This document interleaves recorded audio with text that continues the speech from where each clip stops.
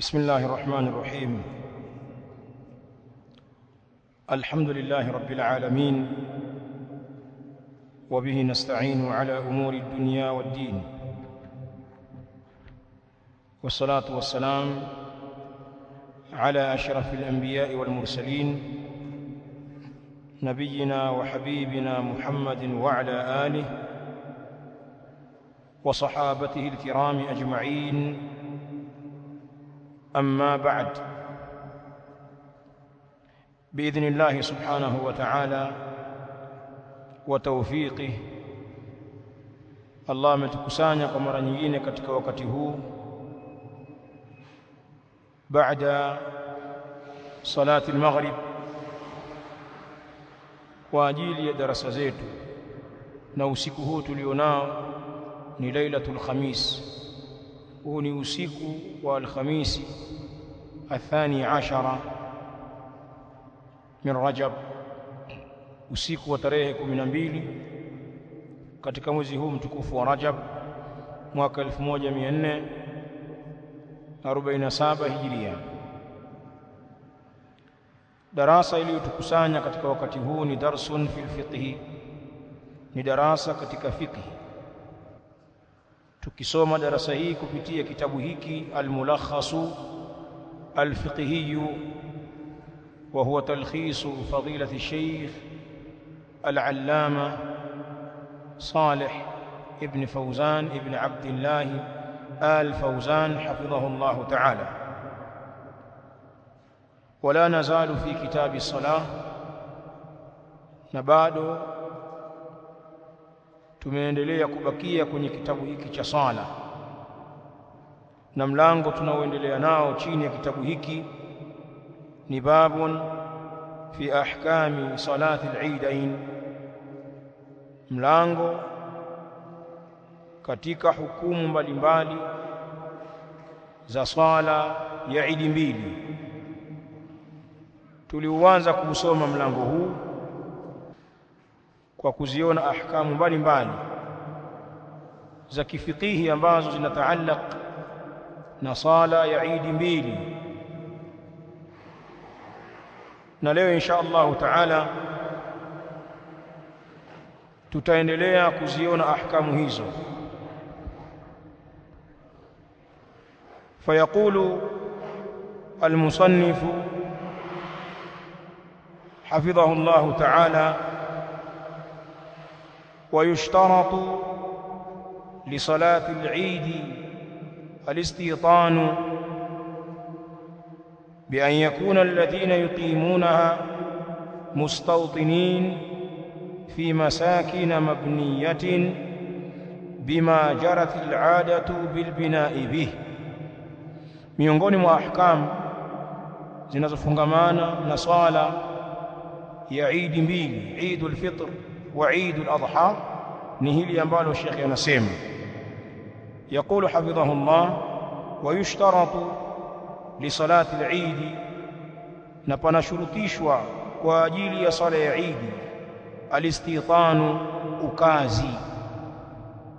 Miongoni mwa sharti za kusimamishwa swala ya Eid, na bila ya shaka sharti hutangulia kabla ya al-mashrut, kabla ya kile ambacho kimewekewa sharti.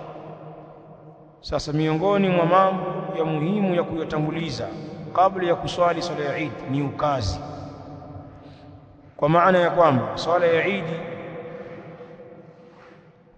haikuwekwa kwa ajili ya wasafiri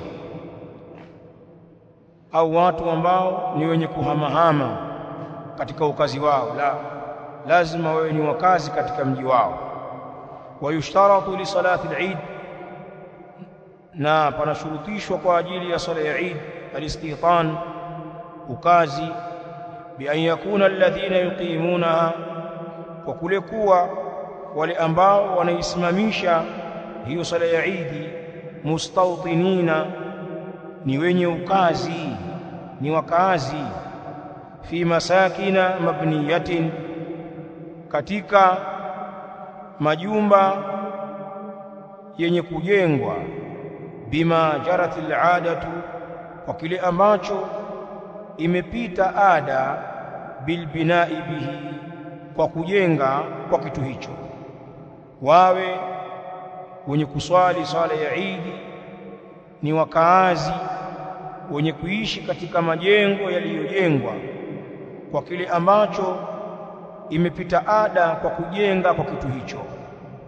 Tulisoma sisi huko nyuma katika ahkamu salati al-jumu'ah kwamba wale watu wenye kujenga nyumba za muda na kusimika mahema,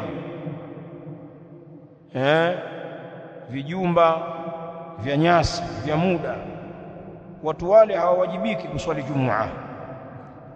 Tulisoma kule nyuma. Allahumma, labda pale ambapo huo ujengaji wao huo ndio ada yao. Kwa maana wewe ukiziona nyumba zao unaweza ukasema ni nyumba za muda, kumbe hapana, huo ndio mjengo wa mtu anajivinjari hapa. Nyumba imepauliwa kwa turubai au kwa makuti, sio ya muda hiyo, ndio mjengo wake mwenyewe, ada yao wanajenga hivyo.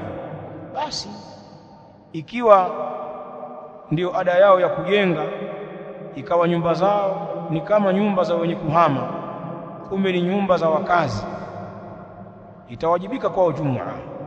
Basi hivyo hivyo katika swala ya Idi. Swala ya Idi inalazimisha ukazi. Wenye kuswali Idi ni wale wakazi wenyeji ambao wamejenga nyumba za wenyeji kwa namna ambayo imezoeleka kwenye ada yao katika ujengaji. Kuna nyumba sio za block wala sio nyumba za chuma, ni nyumba za miti, za tope, zimepauliwa kwa nyasi, lakini ndio nyumba za wakazi kwa ada yao. Basi watu kama hawa wenye nyumba za ukazi wa kudumu kivyo vyote vile walivyojenga, hawa ndio ambao imewekwa swala ya Idi ni sheria kwao. Umepaelewa hapa kama ile katika Jumaa ndio akasema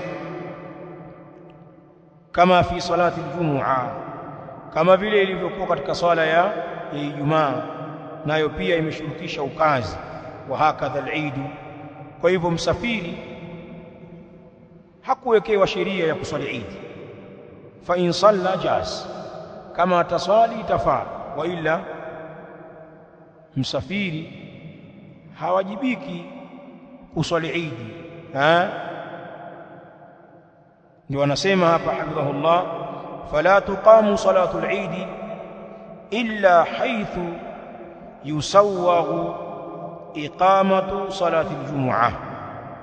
Fala tuqamu salatu al-Eid, na haisimamishwi swala ya Eid, illa haythu, isipokuwa pale ambapo yusawwaghu, kuna juzishwa iqamatu salati al-jumu'ah, kuisimamisha swala ya Ijumaa.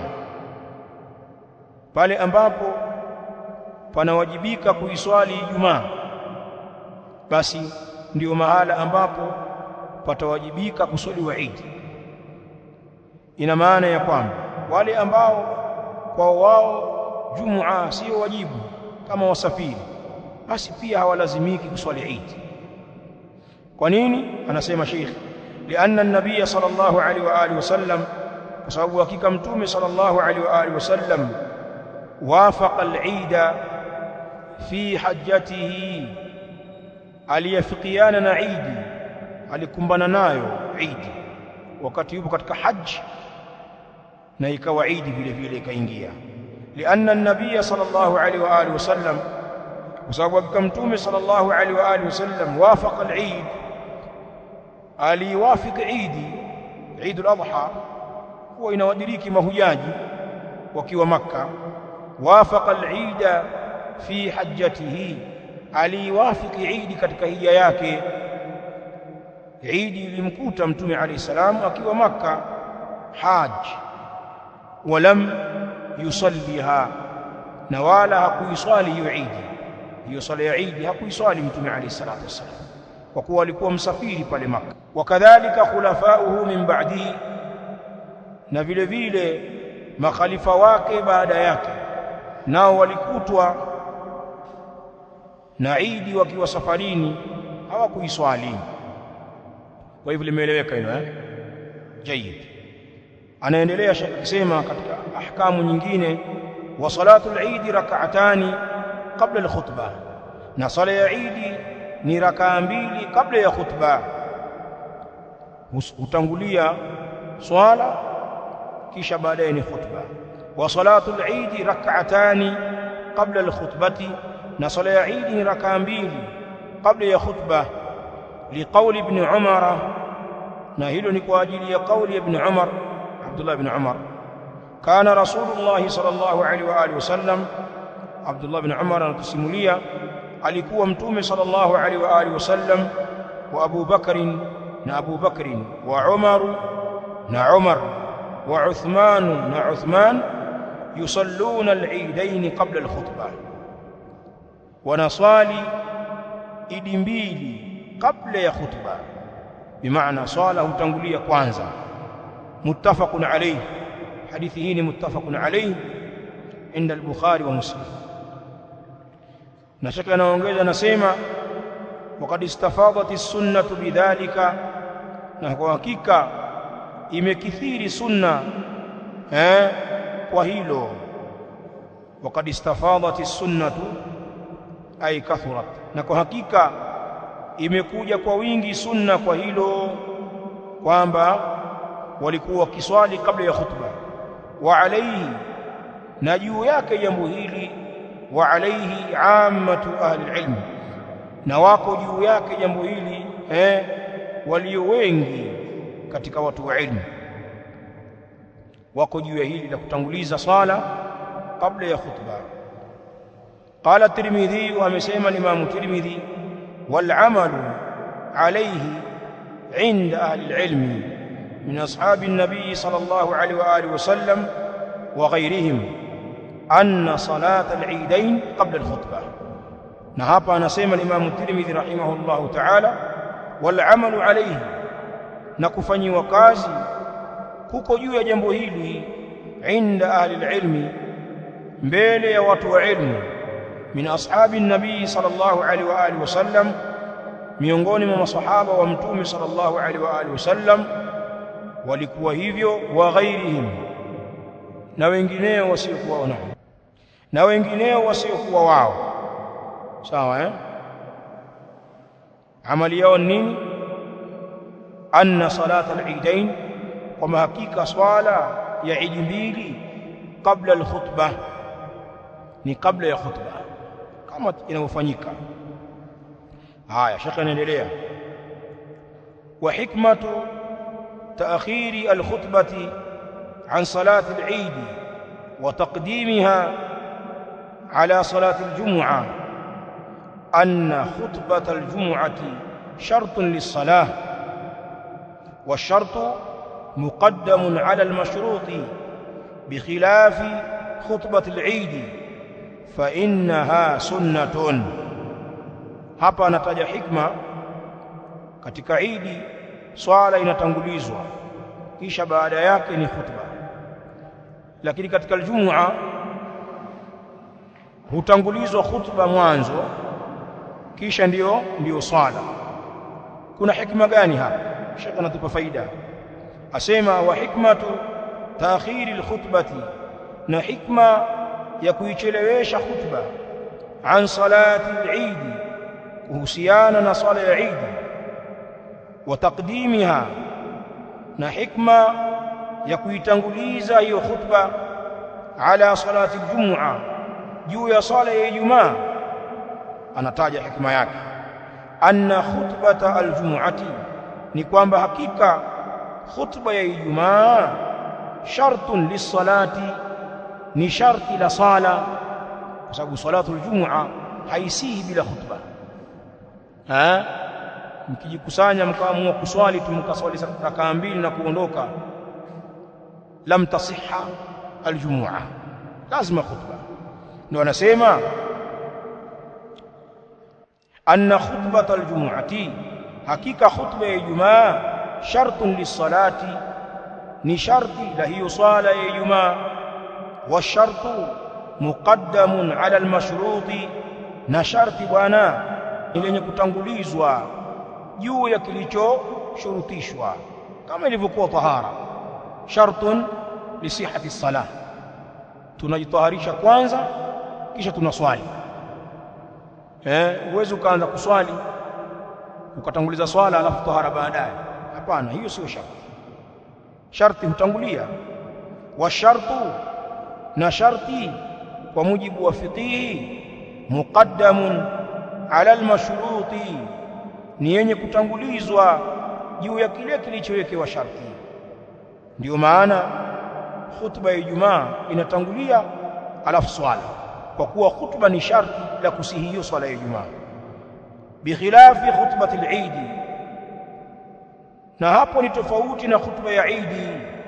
Fa innaha, na hakika hiyo khutba ya Eid, sunnatun, ni sunnatu. Bimaana swala ya Eid inaweza ikasihi hata kama watu hawajahutubu, watakuwa wameacha sunna katika sunna za Eid. Fa innaha sunna, kwani kwa hakika hiyo khutba katika Eid sunna. Kwa kuwa ni sunna, ndio maana ikafaa khutba ikaja hata baada ya swala, kwa maana watu washaswali alafu ndio khatibu sasa anasimama siku ya Eid akihutubia.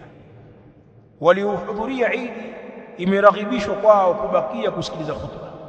Lakini mathalan mtu ukawa akashughulishwa au ana jambo akaondoka, itakuwa ameipata sala ya Eid au hakupata? Ameipata. Lakini katika Jumua ingewezekana? Hapana. Kwa maana watu wasihutubu wakajiswalia tu rakaa mbili, isingeweza kuthibiti Jumua.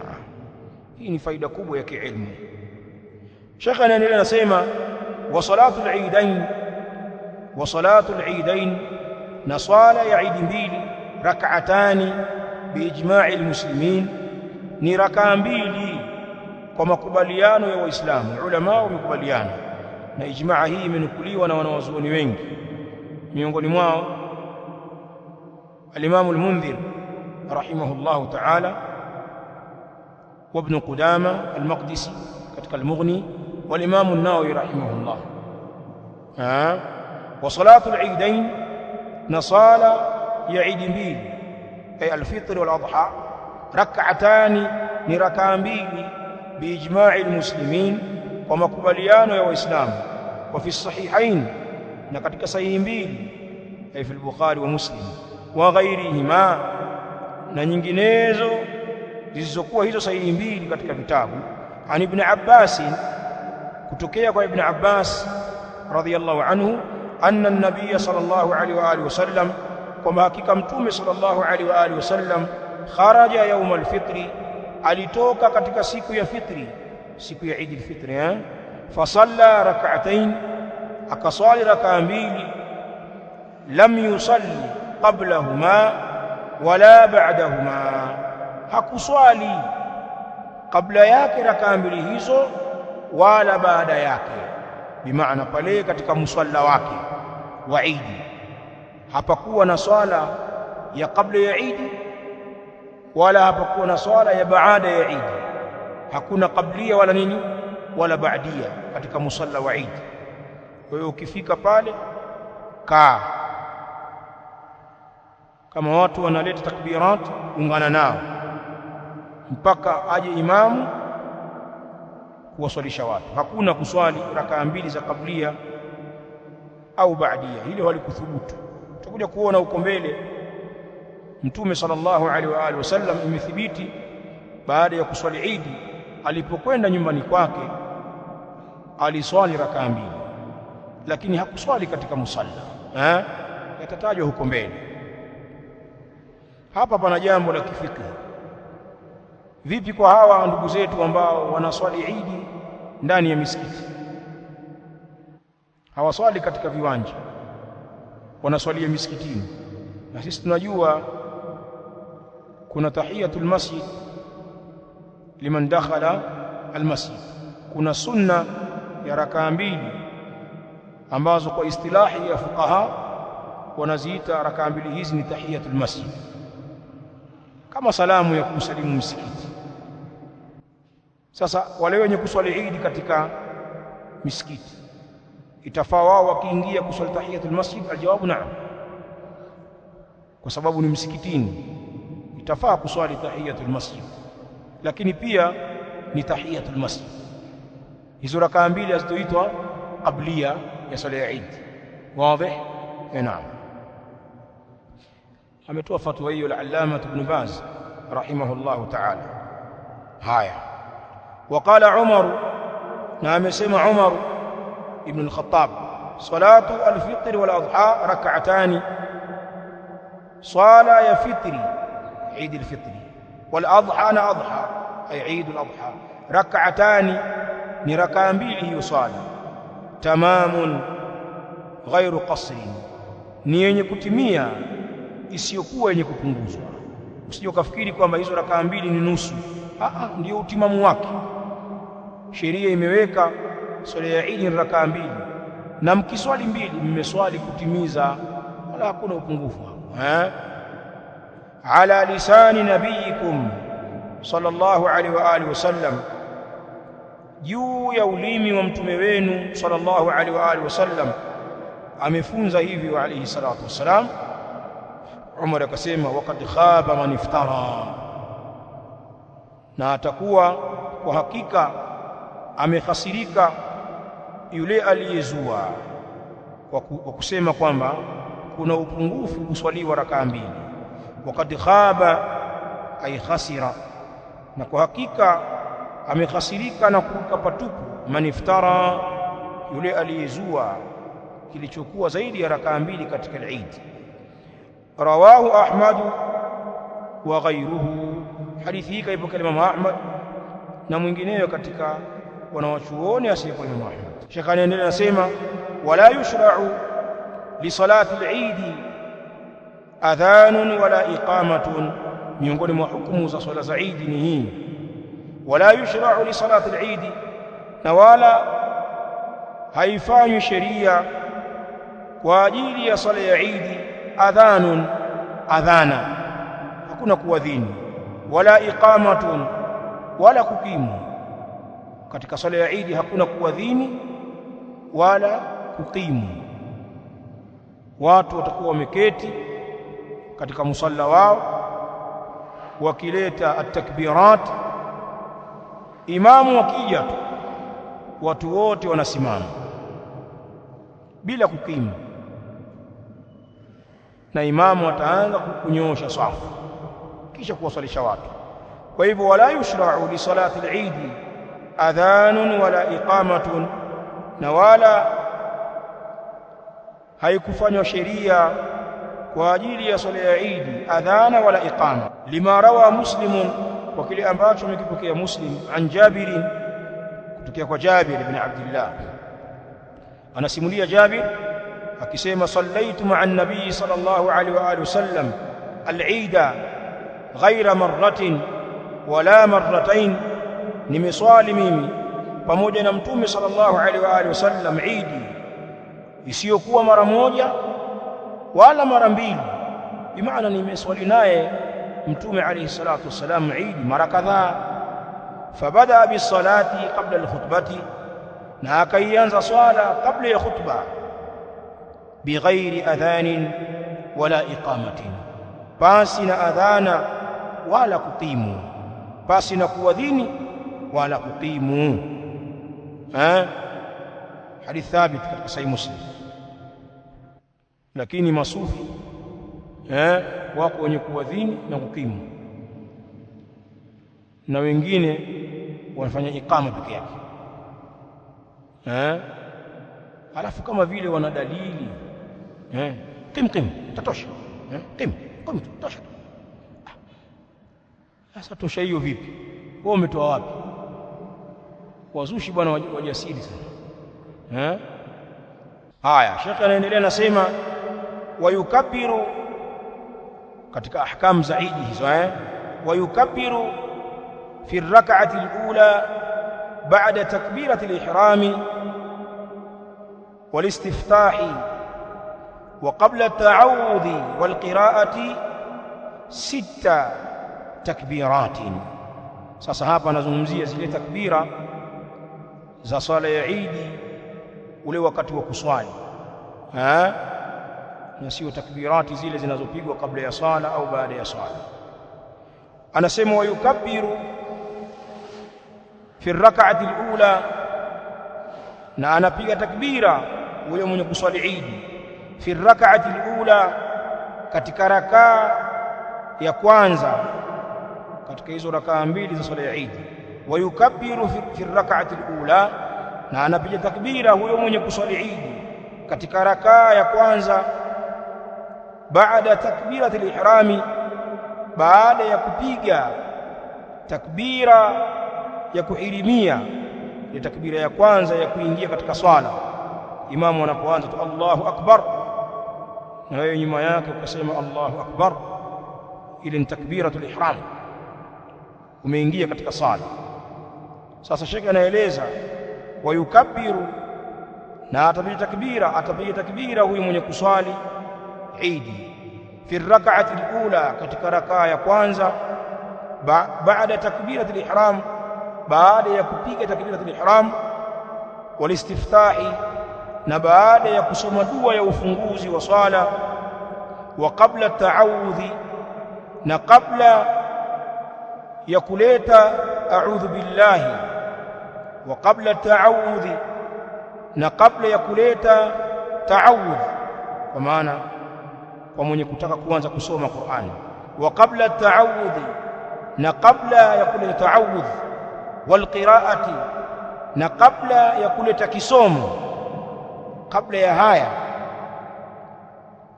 na baada ya takbiratul ihram ataleta takbira zingine 6. Wanasema 6 takbiratin, atapiga takbira 6. Bimaana mwenye kuswali Eid atapiga takbira katika rakaa ya kwanza baada ya kuleta takbiratul ihram, kisha kuleta dua ya kufungua swala, zile dua ambazo tunazisoma katika ufunguzi wa swala, na kabla ya kusema a'udhu billahi minash shaitani rrajim, na kabla ya kusoma Qur'ani atapiga takbira 6. Bimaana ukichukua hizi takbira 6 ukaichanganya na ile takbira ya kwanza, takbiratul ihram, zinakuwa ngapi hizo? Zinakuwa 7. Kwa hivyo rakaa ya kwanza ya sala ya Eid ina jumla ya takbira 6. Wenyewe wanasema fuqaha, takbira ya kwanza ni takbiratul ihram, na hii ni takbira ya nguzo. Ukiacha hii hujaingia katika swala. Kisha baada yake kuna takbiratu zawaid, takbira za ziada ya ihram. Hizi zinakuwa 6 katika rakaa ya kwanza. Kwa nini zimeitwa zawaid?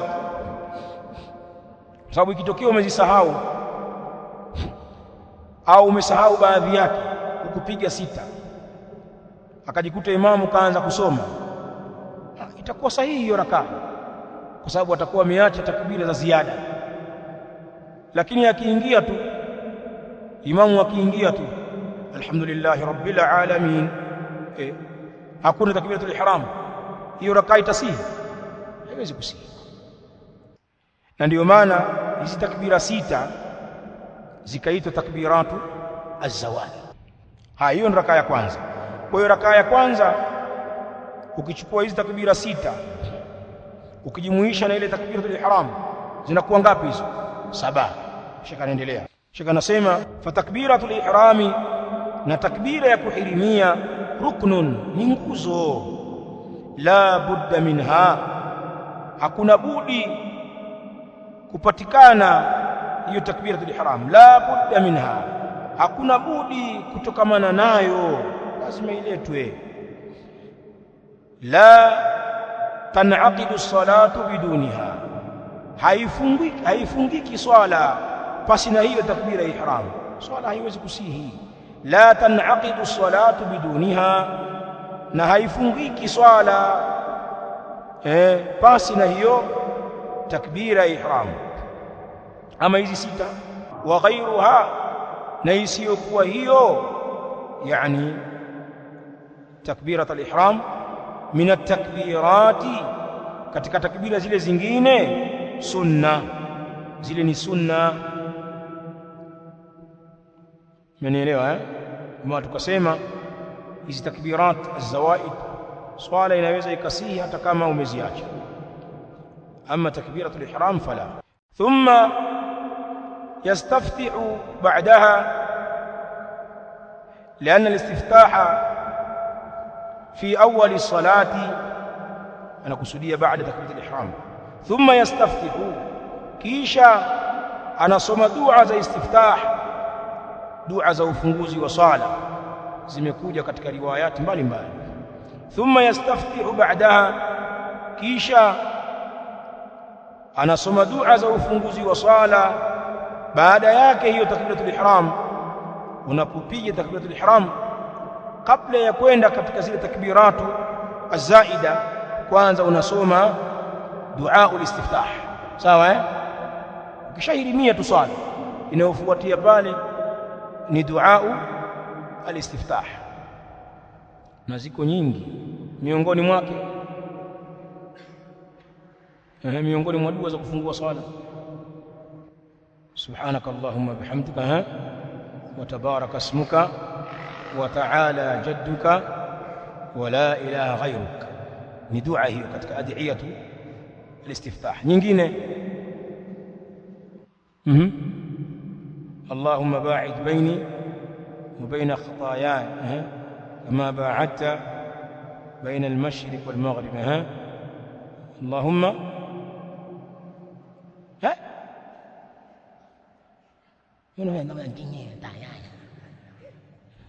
وانا nizuga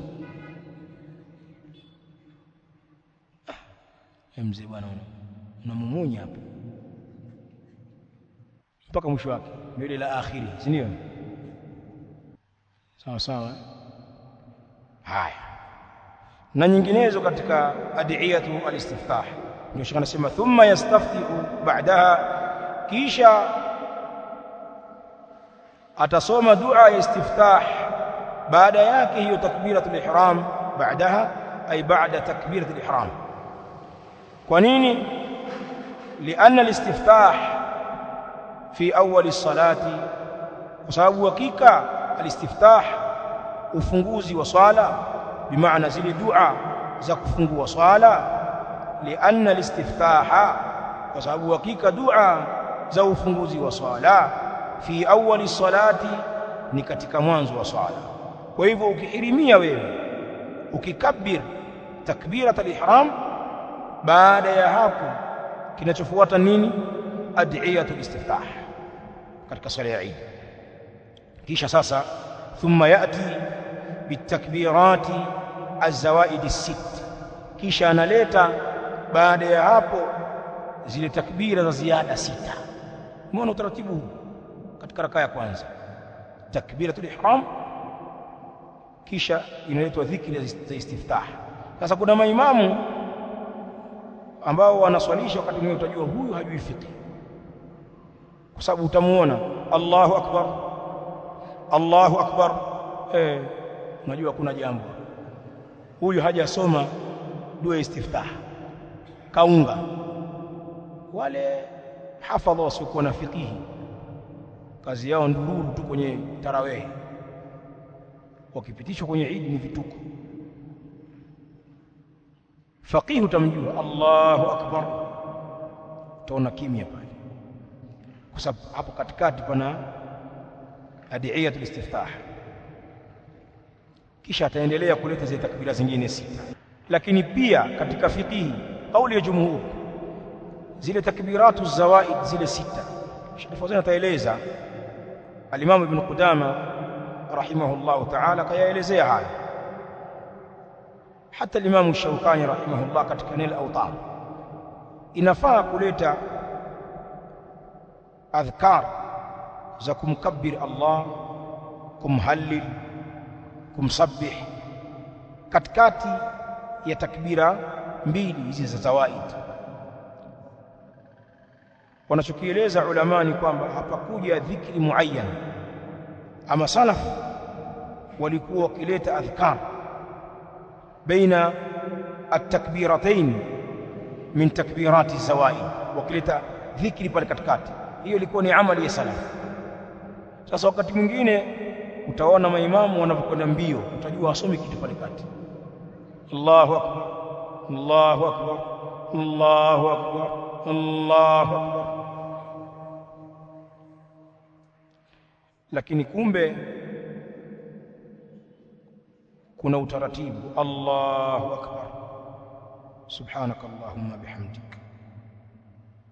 wa tabaraka ismuk wa ta'ala jadduk wa la ilaha ghayruk.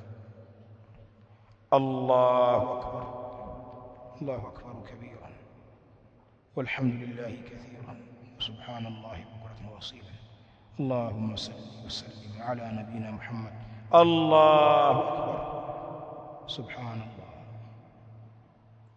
wallahu akbar, Allahumma salli wa sallim ala Muhammad. Allah, hapo katikati pana dhikri. Sasa kwa kuwa tunaswali kwa mazoea, Idi ndio kazi huko mbele, nadhani shaka ataeleza pia. Kwa hivyo kisha baada ya hiyo takbira ya kuhirimia ataleta dua za ufunguzi wa sala baada yake, liana al-istiftaha fi awwal salah, kwa sababu dua za ufunguzi wa sala ni katika mwanzo wa sala. Thumma yati bitakbirati zawaid sit, kisha ataleta zile takbira za ziada sita. Tumekubaliana hapa kwamba jumla ya takbira katika rakaa ya kwanza ya Eid ni ngapi? 7. Naam. Baada ya hatua hiyo, thumma yata'awadhu aqiba at-takbirati as-sadisa, kisha atasoma a'udhu billahi aqiba at-takbiri as-sadisati, baada ya takbira ya sita katika zile zenye kuzidishwa, ile ya sita ile baada yake atasema a'udhu billahi minash shaitani rajim, na hii bila shaka anasoma kwa siri. Wakisema yata'awadh, maulama imekuwa ni urfu ya fuqaha kwamba ni kusema a'udhu billahi pamoja na bismillah. Thumma yata'awadhu aqiba at-takbirati as-sadisa, kisha atasoma a'udhu billahi kufuatia takbira ya sita, lianna ta'awudha lilqira'a, kwa sababu kuta'awadh, kuleta a'udhu billahi pamoja na hiyo bismillah ni kwa ajili ya kisomo. Fayakunu indaha, na inakuwa hiyo ta'awudh ni hapo baada ya takbira ya sita, indaha inda takbirati sadisa, ndio maana yake. Fayakunu ay at-ta'awudhu indaha, inakuwa huko kusoma a'udhu billahi, kunakuwa huko kusoma a'udhu billahi indaha ni hapo katika takbira ya sita. Thumma yaqra, kisha anasoma Qur'ani. Baada ya hapo ataanza Fatiha na sura nyingine ambazo zinafuatia kama zitakavyotajwa. Huo ndio utaratibu. Hiyo ndio rakaa ya kwanza. Wa yukabbiru fi rak'ati thaniya, na atapiga takbira huyu mwenye kuswali Eid katika rakaa ya pili, kabla alqiraati, kabla ya kuanza kisomo. Kisomo cha rakaa ya pili atapiga takbira huyu mwenye kuswali Eid katika rakaa ya pili kabla ya kuanza kisomo 5 takbiratin, atapiga takbira 5 zenye kujitegemea, ghaira takbirati al-intiqal, isiyokuwa ile takbira ya kuhama kutokea kwenye sujud na kuja kwenye kisimamo. Ile usihesabu, ni 5 mpya.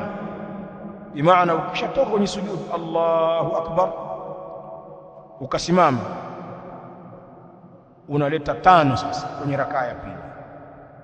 Ni 5 zisizokuwa takbira ile ya kuhama kutokea kwenye sujud kuja kwenye qiyam, usije ukaitia kwenye hesabu. Sawa eh? Ghaira takbirati al-intiqal, isiyokuwa takbira ya kuhama, bimaana hizi tano zinajitegemea katika rakaa ya pili.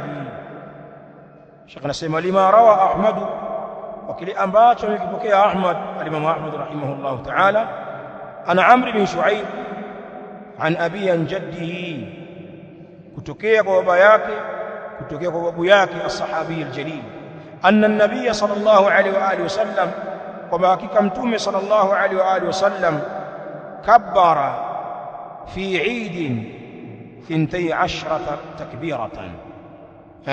Hakika mtume sallallahu alayhi wasallam alipiga takbira katika Eid 12 takbiratan, takbira 12. Riwaya hii. Kwa hivyo ikiwa swala ya mtume ya Eid ya rakaa mbili ilikuwa ina takbira 12, kwa maana takbira katika rakaa ya kwanza zilikuwa ngapi wenye kuhesabu? 7, na rakaa ya pili 5. 5 jumlisha 7,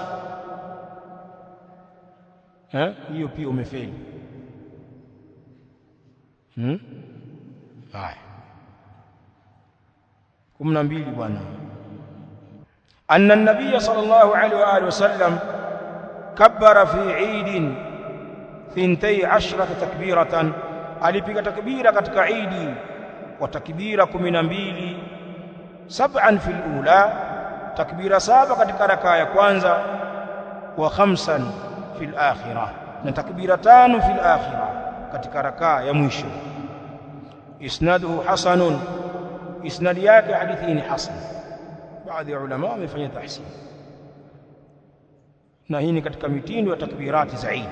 Sheikh anasema waruya ghairu dhalika fi adad takbirat, na yamepokelewa yasiyokuwa hayo katika idadi ya takbirat, kama ile riwaya ya takbira 9 katika rakaa ya kwanza.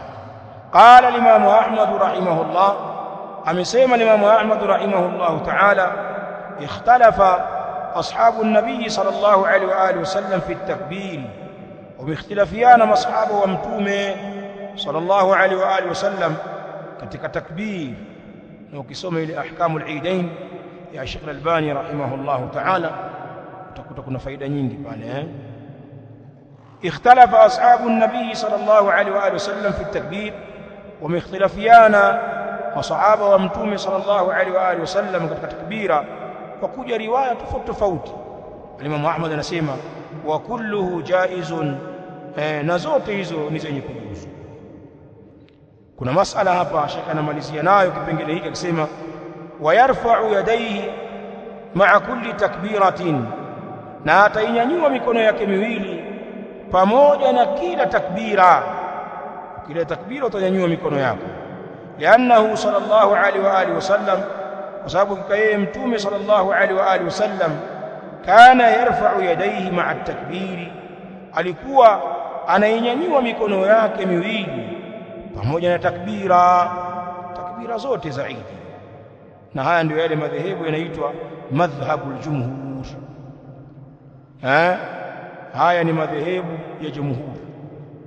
Dalili yao kubwa ni qiyas, wamefanyia qiyasi zile takbirat az-zawaid ala takbirat al-ihram, kama vile anavonyanyua mwenye kuswali mikono yake katika takbiratul ihram, basi atanyanyua katika hizi takbira zingine. Amma min haythu riwaya, ama kwa upande wa riwaya ambazo wanazitumia, ziko riwayati zinazotumika kulluha dhaifa, zote ni dhaifa, bali baadhi yake ni munkar. Kitabu gani utafaidi ukisoma masala haya? Tamamul Minna cha Sheikh al-Albani rahimahullah ta'ala. Lakini pia Nailul Awtar Imam Shawkani amezielezea, hazikuthubutu, lakini imekuwa ni mashuhuri katika madhhabu ya jumhuri hilo jambo. Na ndio maana Sheikh bin Baz alipoulizwa juu ya kunyanyua mikono kwenye takbirat za Eid, akasema iliyokuwa mashuhuri ni kunyanyua mikono, lakini haikupatikana katika riwaya sahiha. kunyanyua mikono, lakini imekuwa ni mashuhuri kwa maulama na fuqaha jambo hilo. Ama katika riwaya haikuthubutu. Sawa Kwa hivyo hapa Sheikh Al-Fauzani hafidhahullah ta'ala amemili katika kauli ya jumhur ambayo ushahidi wenye nguvu ni ule wa qiyas, na wengine wakapinga kwamba hakuna qiyasi cha takbiratul ihram na takbirat az-zawaid, kwa sababu ile ni ya rukn na hizi ni za sunna. Ala kulli hal masala khilafia. Wayarfa'u yadayhi, na anainyanyua mikono yake miwili huyu mwenye kupiga takbira, ma'a kulli takbiratin, pamoja na kila takbira, liannahu sallallahu alaihi wa alihi wasallam, kwa sababu hakika mtume sallallahu alaihi wa alihi wasallam kana yarfa'u yadayhi, alikuwa anainyanyua mikono yake miwili, ma'a takbir, pamoja na takbira. Iliyothubutu kwa hadithi sahiha ni takbiratul ihram. Ama hizi riwaya zote zingine ni riwayatun dhaifa, bali kuna baadhi yake ni munkara, kama alivyozitaja Al-Albani rahimahullah katika Tamamul Minna, si ndio haya. يقول المصنف حفظه الله تعالى: ويسن أن يقول بين كل تكبيرتين الله أكبر كبيرا والحمد لله كثيرا وسبحان الله بكرة وأصيلا وصلى الله على محمد النبي وآله وسلم تسليما كثيرا. مسألة مشهورة sana عند الفقهاء, lakini mageni kwa watu wengi wenye kuswali Eid. Sheikh anasema wayusannu, na pamesuniwa, an yaqula baina kulli takbiratain, aseme mwenye kuswali Eid baina ya kila takbira mbili, ay min takbirati az-zawaid, katika zile takbira za ziada zile sita za rakaa ya kwanza na zile 5 za rakaa ya ngapi? Ya pili. Na pamesuniwa aseme mwenye kuswali baina kulli takbiratain, baina ya kila takbira mbili, hapo katikati. Ukileta ya kwanza kabla hujaleta ya pili, hapo katikati kuna maneno uyaseme ya dhikri. Baadhi ya ulama wanataja haya: Allahu akbar kabiran walhamdulillahi kathiran wa subhanallahi bukratan wa asila wa sallallahu ala Muhammadin an-nabiy wa alihi wa sallama tasliman kathira.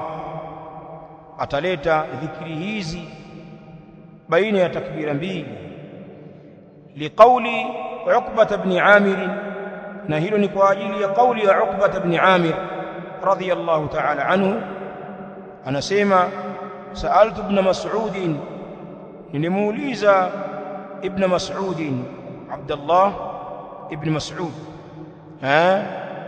Aba Abdurrahman, amma yaquluhu ba'da takbirat al-Eid, usiana kile ambacho anakisema baada ya takbira zile za Eid, takbirat az-zaida zile. Qal, akasema Abdullah bin Mas'ud mwenye kuswali aseme haya: yahmadullah, anamhimidi Allah, wa yuthni alayhi, na anamsifia juu yake Allah, wa yusalli ala an-nabii sallallahu alayhi wa alihi wasallam, na aswalie juu ya mtume sallallahu alayhi wa alihi wasallam. Na ndio maana wengi katika maulama wanaona haijaja kaifia maalumu ya dhikri maalumu baina at-takbiratain fi salati al-Eid, bali itatosheleza kuleta dhikri ambayo ndani yake kuna kumhimidi Allah na kumsifia kwa yale anayoyastahili subhanahu wa ta'ala, na ukamswalia mtume sallallahu alaihi wa alihi wasallam. Hili ni jambo lenye kujuzu, warada ani salaf, limekuja kupitia salaf, masahaba wengi wamelithibitisha hili. Na hili jambo la kiibada alithibitishwa kwa rai. Sheikh anasema rawahu al-Bayhaqi, ameipokea riwaya hii ya Uqba ibn Amir akisimulia kutoka ibn Mas'ud. Rawahu al-Baihaqi, kaipokea al-Baihaqi hadithi hii biisnadihi, wa isnadi yake, an ibn Mas'ud qawlan wa fi'la, kutokea kwa ibn Mas'ud kwa kauli yake na kwa matendo yake. Kwa maana hili limepokelewa kwake Abdullah bin Mas'ud kwamba amesema, lakini pia imepokelewa alikuwa akifanya. Waqala Hudhaifatu wa huwa ibn al-Yaman radiyallahu ta'ala anhu, na akasema Hudhaifa, sadaqa Abu Abdurrahman, amesema kweli Abu Abdurrahman, yani Abdullah bin Mas'ud, kwamba katikati ya takbira mbili inafaa kumhimidi Allah na kumsifu na kumswalia Mtume sallallahu alaihi wa alihi wasallam. Kwa dhikri hiyo iliyotajwa pale juu, Allahu akbar kabiran walhamdulillahi kathiran wa subhanallahi bukratan wa asila wa sallallahu ala Muhammadin nabi wa alihi wa sallama tasliman kathira, imekuwa ni mashuhuri kwa wanawazuoni wengi. Hata Imam an-Nawawi kaitaja kwenye kitabu chake cha Adhkar. Lakini Sheikh al-Fawzan anasema, wa in ata bi dhikrin ghairi hadha fala ba'sa, na ikiwa ataleta kwa dhikri isiyokuwa hii fala ba'sa, hakuna ubaya. Ukaleta dhikri nyingine labda fupi zaidi, hakuna ubaya. Liannahu, kwa sababu kama mambo yalivyo, laisa fihi dhikrun muayyanun, hakuna ndani yake jambo hili dhikri iliyoainishwa. Kilichokuja ni kwamba salafu walikuwa wakileta maneno ya dhikri baina ya takbira mbili. Tumefahamiana? Qala Ibn al-Qayyim al-Jawziyya rahimahullahu ta'ala, maneno yake haya ameyataja katika Zadul Ma'ad, kana yaskutu baina kulli takbiratayn saktatan yasiratan, alikuwa Mtume sallallahu alaihi wa alihi wasallam ananyamaza baina ya kila takbira mbili unyamazaji mfupi. Alikuwa haunganishi zile takbirati zake kama tunavyoona maimamu wengi swala ya Eid. Ibn Qayyim anasema kana yaskutu, alikuwa ananyamaza Mtume alayhi salatu wasalam baina kulli takbiratayn, baina ya kila takbira mbili, saktatan yasiratan, kisimamo kilichokuwa chepesi kifupi. Walam yuhfadh anhu, na wala haijahifadhiwa kutokea kwake dhikrun muayyanun, dhikri iliyoainishwa baina takbirat, baina ya hizo takbira mbili hakuna dhikri iliyoainishwa.